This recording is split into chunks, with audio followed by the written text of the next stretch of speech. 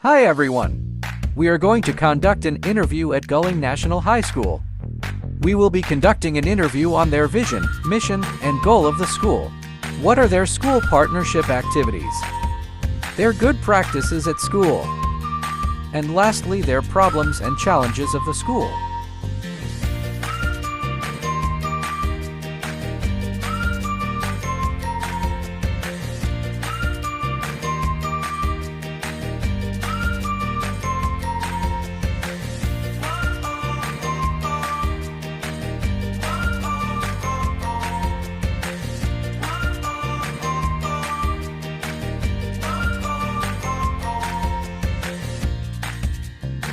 Before we conduct an interview, we have signed first our request letter in order for us to formally conduct our interview.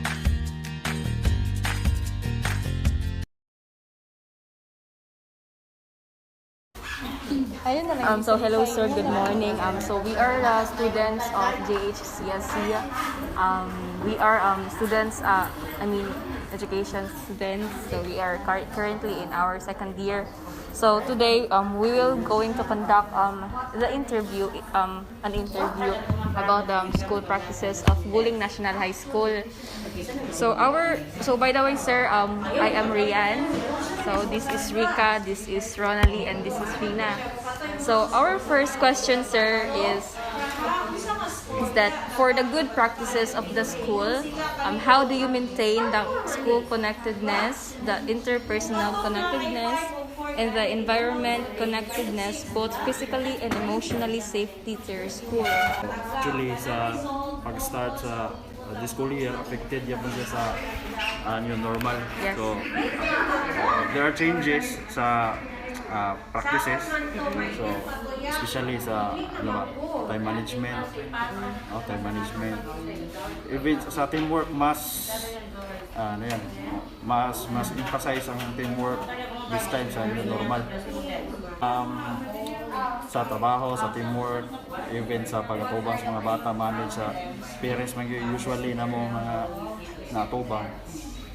Do sa una ram gyud respect.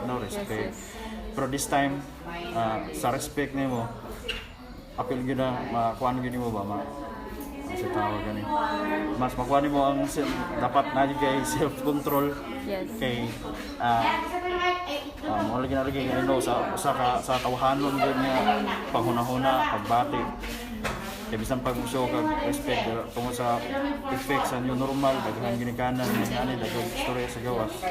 So siyempre affected ang trabaho, affected ang daghan mga factors.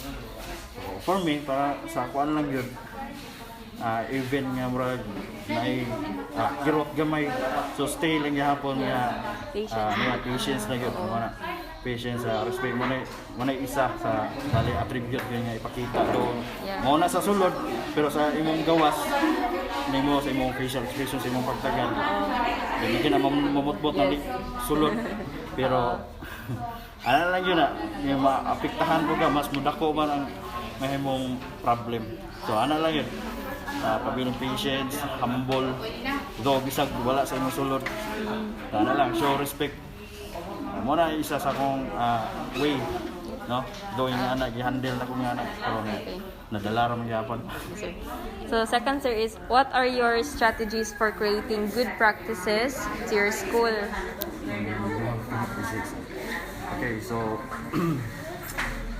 I think nagyan po sa this time management, no? Kay lagi na usahay maabot may mga midnight usahay, siyempre reklamo ulit may kabuyar po dahil lahi naman kung sa una. Oo.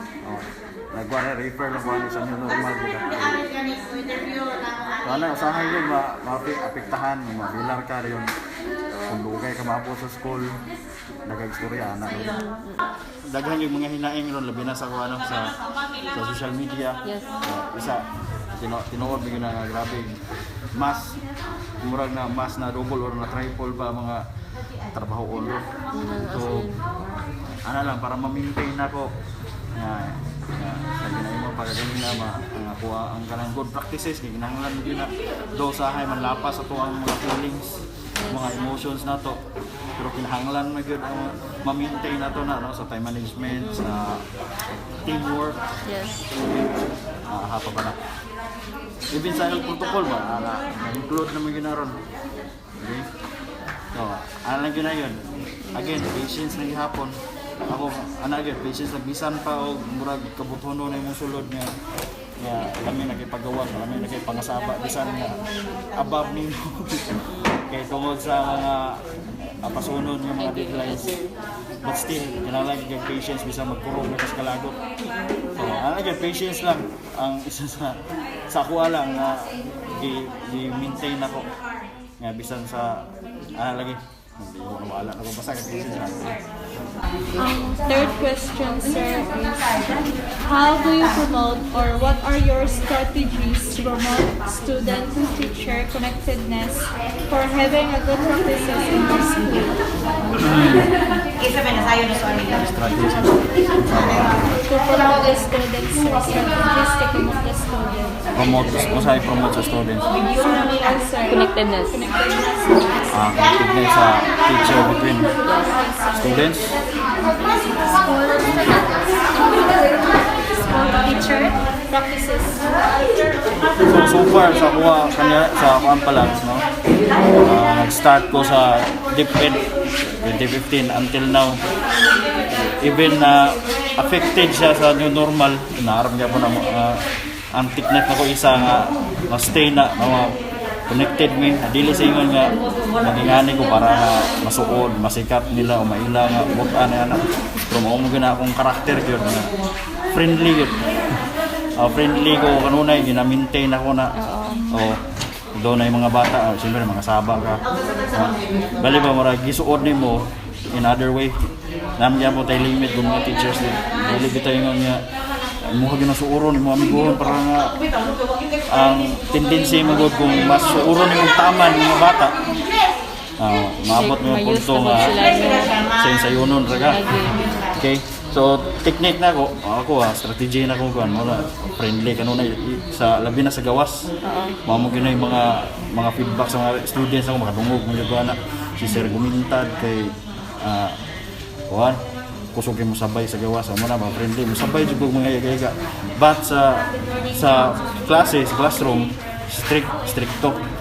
Ana ba nga bisan ganin mo gamay lang kuan diha. Maningka pa gani ko. Pero nahimo nga ang kanang stay connected me, I think tungod sa ako ang karakter sa gawas. Ba ako ipakita sa dili sa classroom sa nasa gawas lagi magtagbo o mo yaga pod. Okay, dana lang. Fourth question, sir, is connected rin siya sa ikatulong nga question, sir. Question sa number 4 is, how about school to student having good practices in your school? Based sa kada teachers, lalain yung approach sa mga bata, sa pagtagad sa mga bata. Kung sa school, I think mas ma-elaborate na kung sa muang school head. Yes. Di ko ka-elaborate na pero sa observation lang, siguro, alam po, siguro sama sa kuha, siguro lain lang away akong pagka-friendly, pero ba nga, lahi rin mga school nung maldita, mga teachers niya, at hindi maduulan, kami gidro yun. Kana ba, approachable, dayon, butan, siguro I think mauna, may isa sa kanang as a whole sa school. Sir, for the fifth question is, by what method do you encourage for the good practices to your school? Siguro, personal method lang. Again, pinaanan lang yun. Friendly ka, but limit. Again, namong gay cause good po kung grabe ka sol, man ako na-mention kay kanina. Pero kung stricto po gaya ka, dili ka friendly, siyempre, lahi mo po nag-effect. May sila ka, okay na stricto kay madisiplina yun. Pero I think, sa friendly nga na ay limit, o maka-diskarte naman na sa teachers na friendly ka nga with limits. Sa mga bata, di po kayo nga nakabuhatag yung pressure yung kayo nila. Di po kayo nga nakaluag. Ano lang. So, ang ika-6, sir, kay what are the least practices that needs improvement to be performed in your school? I think sa new normal yun, siguro bisag ka mo, agree yun mo sa kanil yung pag-follow sa safety protocol. I know, kung mawala na yung pandemic, mawala po na. Dagang ngayon, wala na ron, pero sa school, naarga po ng sa safety protocols ba, no? Wearing your mask. Pagkakaroon galit ang sulod ninyo, bro, wala na yung kaya na strict. Actually, sa tinud-anay lang yun, hangtod karon dapat dili ta yun, makatang sa gay. Ngatang pero na normalize yun, no? Labi na daghang mingon ko ang kuan man gani ang kanang sa eleksyon sa tawag ata pangkampanya sa karon pod nga school year no stay ram gyapon guna mga sa kaning new normal gyapon do face to face na but control tungod kay naara gyapon ang COVID gyapon may reason dapat 20 students na per room. So kana I think mo na need yun nga ganabang improvement kay sa una pa yun tinod anay lang wa yung gay na yung na follow kayo ngayon o ganing 1 meter distance o 2 meters distance ano yung dapat social distancing pero kaya nga po masunod so far mo na malimot o kanang sanitize lang kamot. Then last, sir, kay what are the good practices that your school has nga lantaw nimo, sir, wala sa ubang school? I think moral di ko ka decide ko na o gan nga mo compare ba no and kung sa gina unsay maayo sa mga di ko ka ingon og do nakabisita may mga schools makalaag may mga schools so I think limit ko na yung answer I think wala bali ba dili ko ka express ba ato kay di ko gusto matag ng comparison ba mas mundo mo kaysa ilaha anindot gid mo I think sa school community para mo gyud mga bata yun so my answer is the same lang the same ano lang walay maayo sa mga nga mas maayo sila.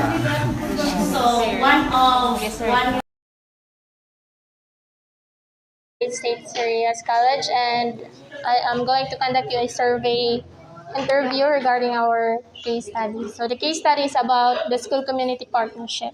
So as a teacher, ma'am, what are your significance in building school and community program?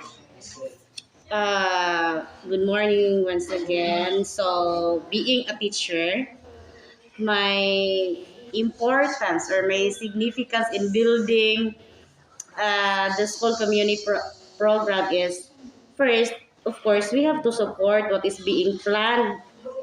So nakaplano sa school, so as a teacher, we have to support our principal, of course, and we also can tap or we have to tap our stakeholders. When we say stakeholders, it refers to the parents of our students and of course the barangay officials. Not only the barangay officials as well as the municipal officials. So those are the stakeholders that will contribute more in the improvement of the school. So to maintain to maintain or in building the school community program, we just can appreciate their supports and of course support what is being planned. Then what are the rules and traditions practiced by the school that help the community to attain its goals and objectives? What are the rules and traditions like sa inyong naandan naman ba na ma-achieve ninyo ang sa ka-goals and objectives sa school and community? One of our traditions or practices in attaining the goals and attaining the goals of and objectives of the school community. and objectives of the school community is we conducted quarterly meetings with the parents. Our purpose there is to update the performance of their son and or daughters, and What about the projects? yes, we aside from our one of the agenda during that meeting is mag-release mig card, so that is updating the performance of their son or of their daughter. So another is to update also our projects implemented here in school, especially since nami mga PTA nga mga projects. So we have also to be transparent to our parents. We have to report the update na sana nahitabo sa ilahang project. The partnership of school community program, what are the implementation of possible activities can be organized in the school and community? Possible nga Activities ang organized sa school and community. so in the partnership of school community program, possible activities by the school and the community is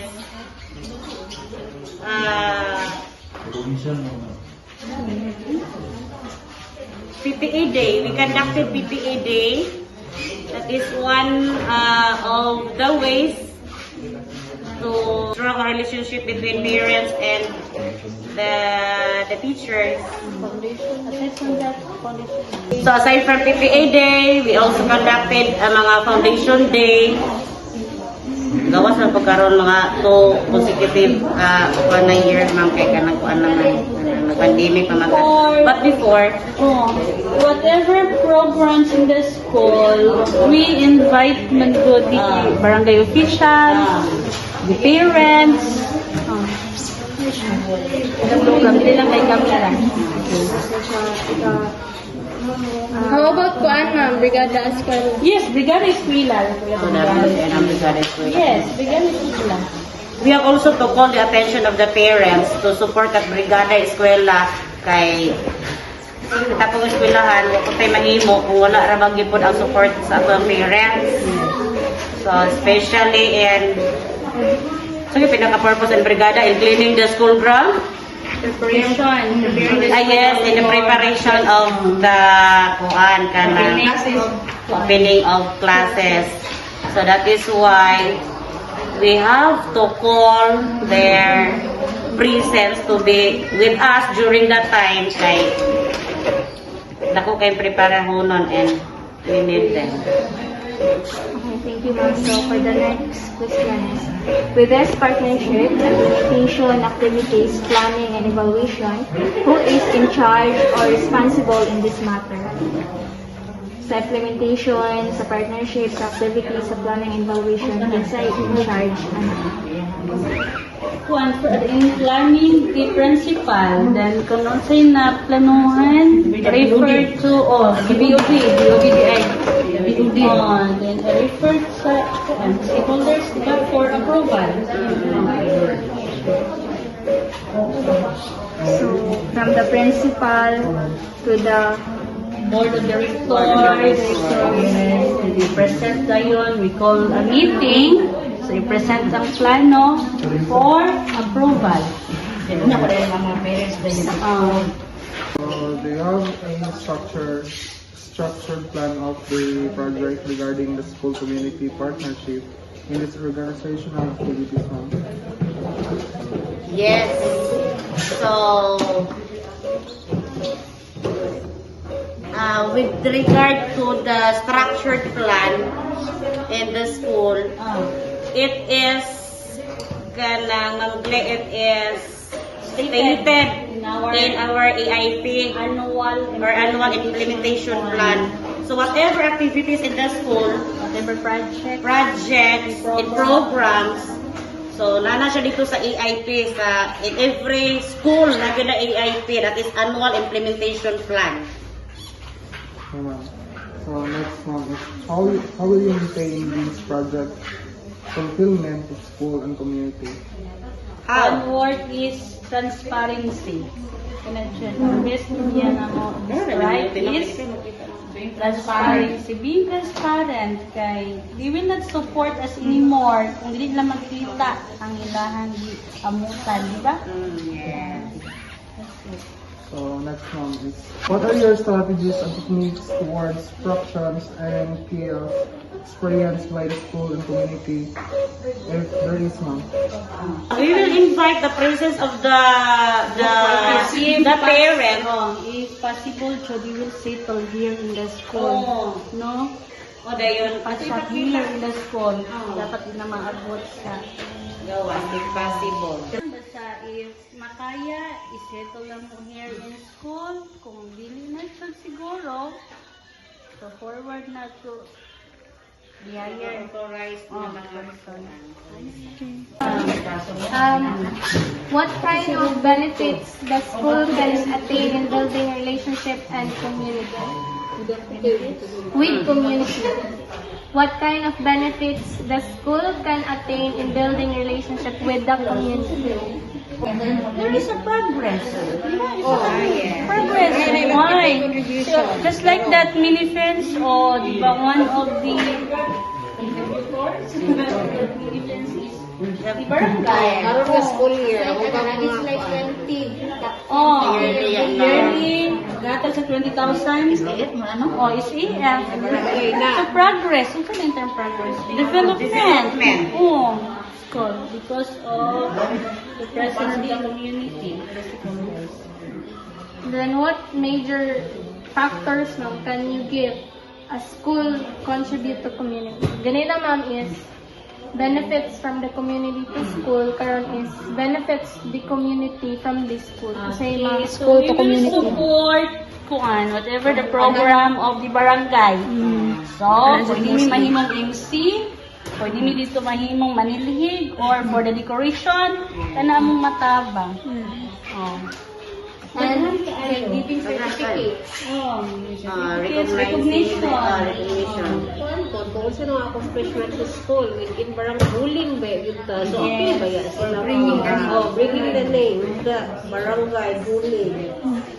Last question, ma'am, is what are your goals in the improvement of the school and community in generating future? In generating Future. future. Ano lang quality product from Educ National High School. Bringing the name niya, Educ. So that's the goal of the teacher. producing Quality.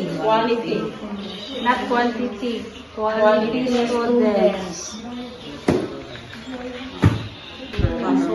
How about the school and community partnership, ma'am? What are your goals? Stay connected. Stay connected. Dapat walay conflict. Whatever plan, so the plans from the school. So stay connected, not like stable. Whatever problems are in school, so the community should also must be involved. So, di ba? Strong support lang. Good morning. We are from GH Real Estate College, and we are conducting an interview about your vision and mission goal of your school. So my first question is, what is the vision, mission, and goal of the school? So actually, we are just following the order from the end. So we don't have vision and mission practiced by the school. So thank you, ma'am. My second question is, how the school came up with the vision and mission and goal of the school? So based on the memorandum given by the end, so we just follow the vision and mission, and we implement that mission of our school. Yes. Next question, ma'am, is what are the importance of vision and mission to you as a teacher? Actually, vision and mission played significant part as a teacher because it served as a blueprint for us to be guided on what we're going to do. And it served also as our target how to deal with the students. Thank you, ma'am. Next is, what is the importance of having a mission and mission in the school? Well, to be directed and guided, of course, then there's also a balance in teaching and learning processes. There is mission and vision. Hello?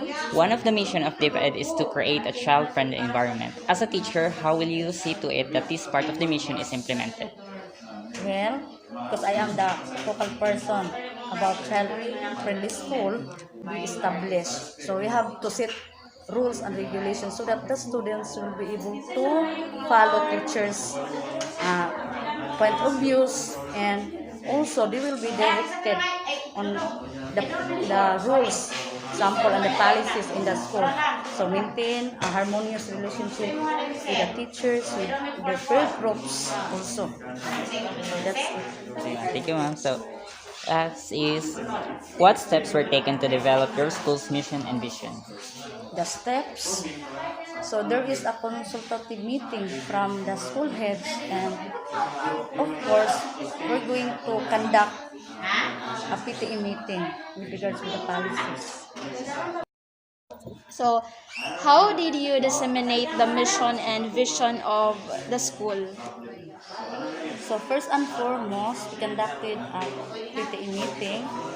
Then that meeting, we included in our agenda. So what are the rules and the policies? So usually we distribute handbook. So in the handbook there is an policies that the students should be followed with the entire year. That's it. Okay, thank you, ma'am. Were the mission and vision of the school updated or revised? So if yes or if so, what changes have been made? I don't think that there is a revision of the mission and vision because we're just following the order from the national level. So what about the school culture of this school? What are your insights about our culture? Yes, ma'am. What are your insights about the school culture? It is the perfect place to study, to learn something, not only from the teacher but based on the experiences from outside the school or the entire community. And the last question, ma'am, how are you resolving the issues of the school or the problems that the school is facing? Okay, so I think the main problem encountered by the school. Okay, so I'm just only focused on the students. Okay, so one problem might be the reading, how to eradicate problems in reading. So even if they are grade 9 or grade 10, but still we can see that there are more things to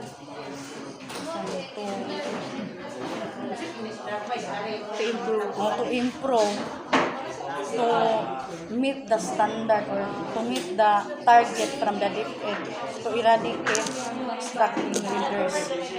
So they can read but they don't comprehend. I don't know how to say that because when you give a story, they can read but when you give questions, follow-up questions, they can answer it. Yes. So how are you resolving that issue, ma'am? Well, we conducted remedial classes. So we have free time. So our reading coordinator hold their attention and let them read even a short passage.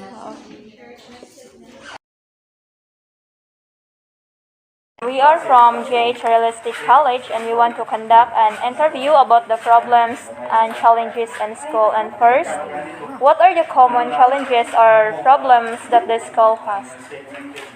Okay, so once again, good morning everyone. So since I am already 13 years in 11 years in service. So based on my observation, with regard to the most common problems or challenges that the school has is number one is lack of classroom. It is a big problem since especially if we have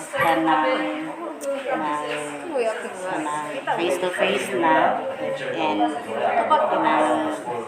big number of students will come, so there is a big problem with regard to the classroom. Another is unstable internet connection since for most of our reports through using internet, so it is a big problem for us, especially if the reports dinalian kita siya. Then another problem is since we are in the rural area, majority of our learners belong to the economic status ba sa mga bata, because it is one of the factors po that could affect their learning. Mga bata, mga gutom, mga buto sa eskwelahan, mulay mga balon. So it could affect their learning. Another is home distance from the school. Mga feeder schools na mo, lagi kayo from mga bukid. So, hindi kabot sa bata dahil gikapoy na. They cannot focus na during sa discussion. So far, those are the common problems. And number 2, ma'am, what are the common problems when it comes to the health of the student? So as I've mentioned earlier, common problem of the students with regard to their health, sa economic status nila. So their parents could not give them vitamins siguro nga they need every day, especially kung mag-backlight sila padulong going here. So, mga common problem nila cough, cold, and fever. Yes, ma'am. So, number 3, ma'am, is the attitude of the student toward their teachers haven't been reported as one of the issues in school? Yes. Since most of the students nowadays are disrespectful na to their, so as we observe. So we can compare this, especially during our days, with magalang ba, pag yun me before, but now, mabanggaan na lang me, and nobody gani, would help us kung daghan gali may mga dala, marang wala na gito, tabang me, wala na kayo na mo na observe. So, is there any cases that children or students stop attending to school due to financial problem or poverty? Yes, Ma'am Chino, there are some students because they belong in rural, diba no? So mostly our students nasa below children economic status. Okay, then as a teacher, we conducted visitation just to solve that problem that students from balik from school. Or we will provide them school and mga materials, no? From our Okay, ma'am. So, number 5, ma'am, is there any cases of bullying happen in school? Yes. Lagi na. Yes. That's what Mom said while ago. Respectful mga students. How do children know what the expectations are for their behavior towards others, both in and out of the classroom? So how do school staff ensure that the children understand and fulfill this expectation? Sila ba kuan? Creating naman din mga classroom policies. One sa minimize Your ano, follow and qualifications lang follow. Basta ka guidance, then about guidance counselor,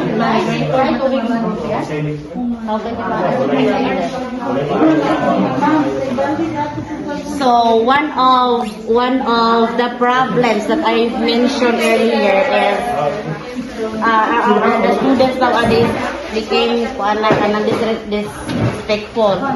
So as guidance counselor, I have my anecdotal record with regard to their kanang performance behavior that they've shown here. So once kanang they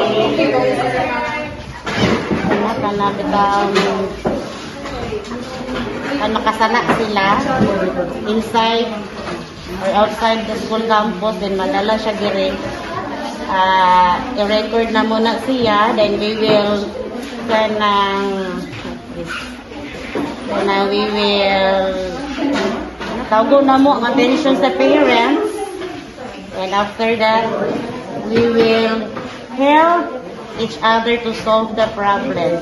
So kung dili pa siya ma-solve, and we will bring that problem to the principal's office. So next question, ma'am. Does your school have a policy that clearly states that discrimination and harassment are not tolerated for any reason? yes, as a proof, we have the coordinator of that child protection policy. Di ba, ma'am? Yes. Okay, next question. So does it cover race, classroom, gender, sexual orientation, ma'am? From the child protection policy, we have also the GAD, gender and development. Diba, when we see GAD, that is the equality between the male and the female in the school. Okay, ma'am. That's why we kuan kanang nami duha ka CR for our male and kuan ano siya. Okay, ma'am. So next question, ma'am, is how do teachers and other staff know what they are supposed to do when they see bullying or other hurtful behavior? Like naman students, automatic yun siya. Parang dili mo garap ko. Call the attention. So, i-settle ni advisor. Kung di matabang, go to the guidance counselor. If dili pa siya, to the principal's office. Yes. So last two question, ma'am. How are they trained? How are they trained in how to stop bullying or other hurtful behavior when it happens? How? It is not easy, di ba? How to stop? Grabe, how to stop?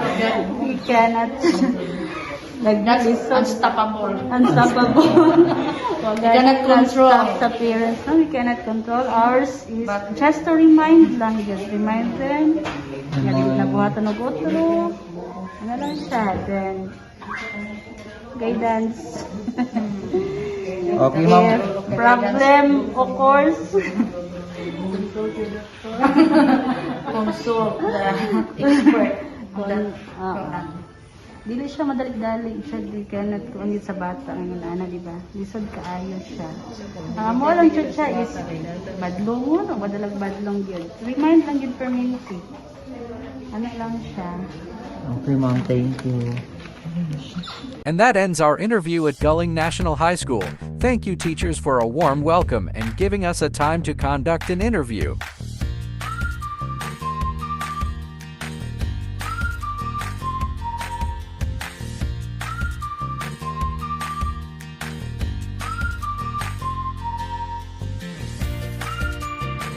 The interviewer.